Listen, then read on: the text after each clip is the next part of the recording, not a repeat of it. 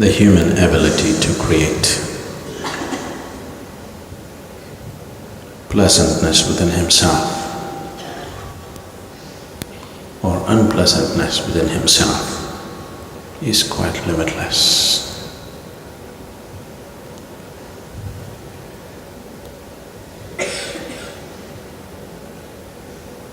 If it was a conscious choice, I believe nobody would choose unpleasantness. Unfortunately, too many human beings, for too much of their lifetime, they dwell on unpleasantness. It is not because there is something wrong with the world.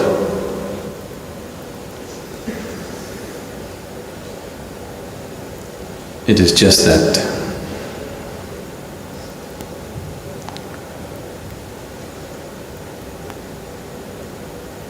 what you call as human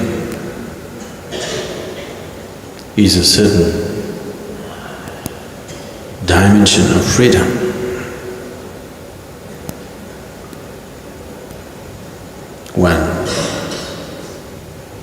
When we said the only goal in life is mukti, our ultimate liberation, this is not a made-up idea. This is not an idea concocted by someone who felt very bound. This is not an idea of an entangled being. This has not come from deep states of entanglement. This has come simply by looking at the nature of the fundamental of how a human being is built.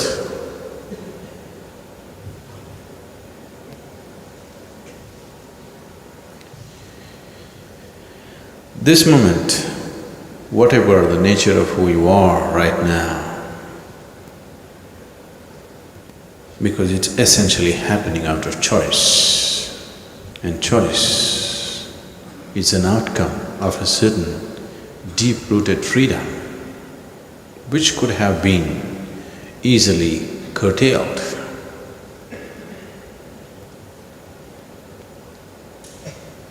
No other creature on this planet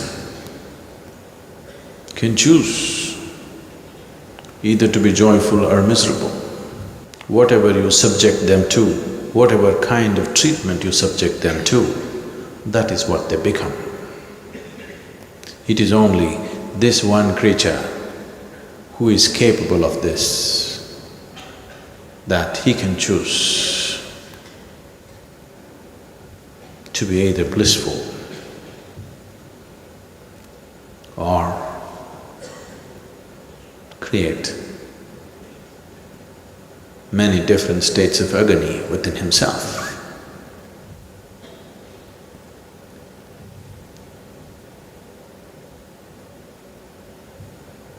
So the very fundamental of human nature comes from this freedom. It is in exercising this freedom that you can allow your humanity to overflow. When we say being humane or being human, unfortunately, most people are referring to acts of kindness.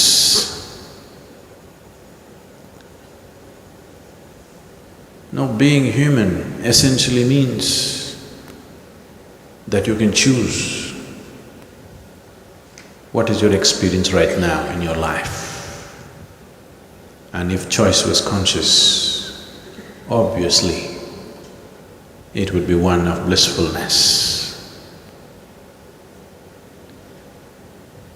We have to redefine this social context of understanding humanity as kindness. Because there are so many human beings who are feeling terribly lost. They have invented this, that kindness is the biggest thing you could do. No, bliss is the biggest thing you could do.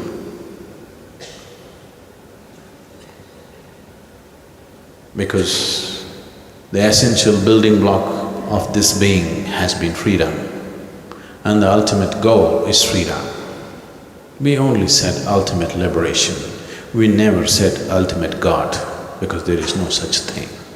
The devotees on the planet, those who are lost in devotion, generally look like nutcases for others who thought they are smart. But you need to understand, a devotee is one who spends maximum amount of his time and life in blissful states. He is the one who is truly exercising this choice. It is just that he might have become socially incompatible because he did not take care of other things. But if he wishes, he can take care of other things too. Maybe he didn't care. This is a choice. This is a very intelligent choice that one has to make. Do you want to have everything, or do you want to become everything? If you try to have everything, you will die as a frustrated old woman or man. There's no question about that. If you have any doubt, try one more lifetime. If you have a doubt, try it out. After all, what is the problem? There are many lifetimes. You believe in many lifetimes.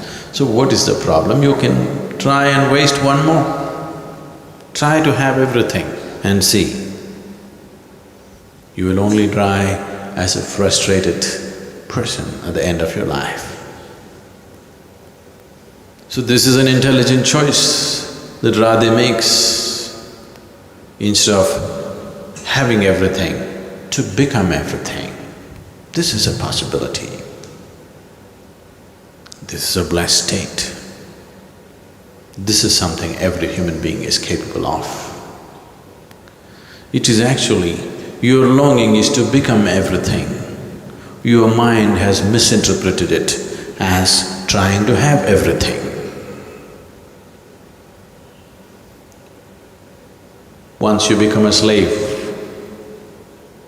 of the logical thought process, now it has misinterpreted this longing to become everything as having everything, as possessing everything. If one does not allow himself to be drenched in the blissfulness of this existence, but rather chooses to be in the turmoil of their own psychological existence, if that's a choice one makes, and also has the audacity to believe that they are intelligent,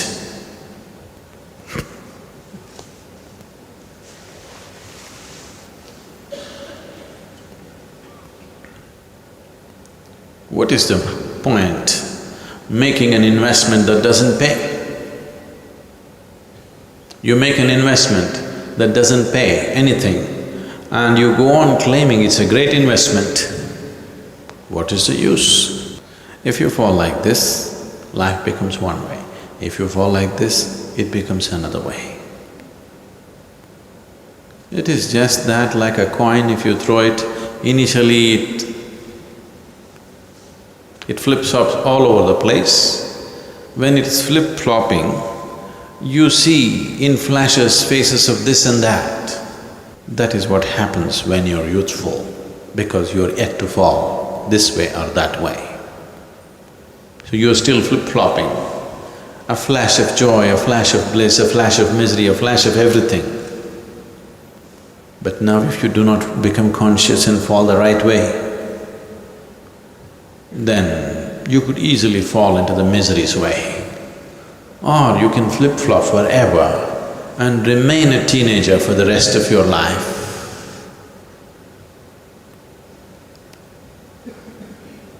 Remaining in teens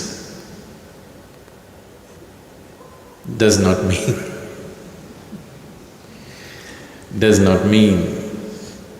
that you're blessed with youthfulness for the rest of your life. It just means that you remain half-grown forever. To become a steady source of blissfulness for himself and everything around him. If he doesn't choose to become this, either he will fall into depression or he will continue to remain an immature life for always. And when death comes, still flip-flopping, confused that before life got started, it's over. If you've seen people dying, I would say 90% of the people die not in bliss, not even in misery, they just die bewildered. There's a look of bewilderedness on their face, because when the last moment comes, suddenly they realize they never lived. They flip-flopped all the time. Those who have sunk into deep depression for a lifetime, they will die in misery. It is one kind of established state. Those who are blissful, there is nothing to say about them. But the rest are just bewildered because they spend their whole lifetime in their head. And when the moment of death comes, it is no more a psychological process, it's for real, believe me.